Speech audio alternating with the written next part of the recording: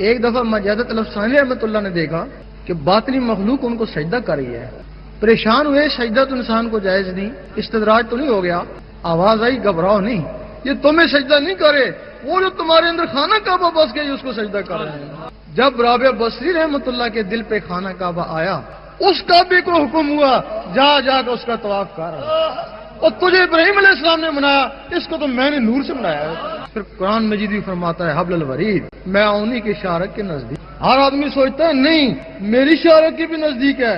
علامہ اقبال نے بھی یہی کہا تھا حبل الورید. وہ کہتے تھے تو بھی ہماری شارک کے نزدیک ہے نا, ہم شراب پیتے ہیں کچھ بھی کرتے ہیں تو بھی ہمارے ساتھ ہوتا ہے نا. بھائی شارک کے نزدیک ہے, پھر ہمارے ہر فعل میں تو ساتھ ہے. تو جب تو ہمارے ساتھ ہوتا ہے پھر ہمارا حساب کتاب کس چیز کا لے گا؟ بھائی اگر تو حبل الورید ہے تو پھر ہمارے ساتھ ہی ہے, پھر حساب کتاب کیا؟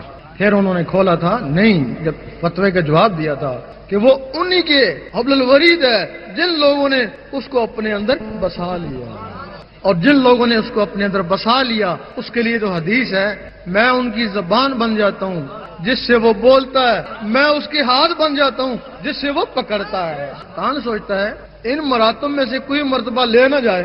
ہندو فوج جنات کی حکم دیتا جاؤ اس کو تباہ کرو. اب تمہارے پاس تو ایک جن بھی نہیں ہے جو ان کا مقابلہ کرو.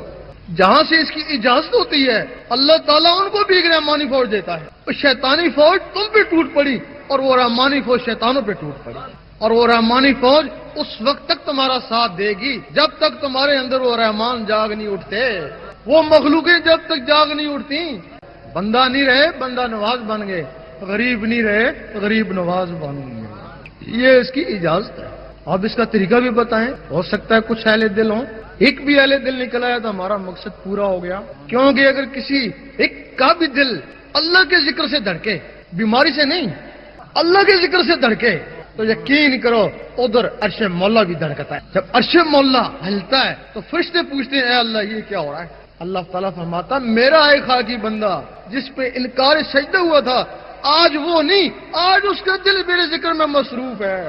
تو فرشتے کہتے کاش ہم بھی اس طرح کے انسان ہوتے, ہمارے اندر بھی ایسا دل ہوتا, ہم بھی تیرے عرش کو ہلاتے. ایک آدمی بھی ایسا نکلا ہے تو ہمارے لیے بہت کچھ ہے جو عرش کو ہلائے. اور اسی کے لیے علامہ اقبال نے فرمایا محبت مجھے ان جوانوں سے ہے ستاروں پہ جو ڈالتے ہیں کمر. اب اس کا طریقہ کیا ہے؟ روزانہ 66 مرتبہ سفید کاغذ پر کالی پنسل سے اللہ لکھیں. آپ تھوڑے دن لکھیں گے, ایک وقت آئے گا آپ جو کاغذ پہ لکھتے تھے آپ کی آنکھوں پہ تیرنا شروع ہو جائے گا. جب آنکھوں پہ تیرنا شروع ہو جائے پھر لکھنا بند کر دیں, آنکھوں سے پھر دل کے اوپر اتارنے کی کوشش کریں.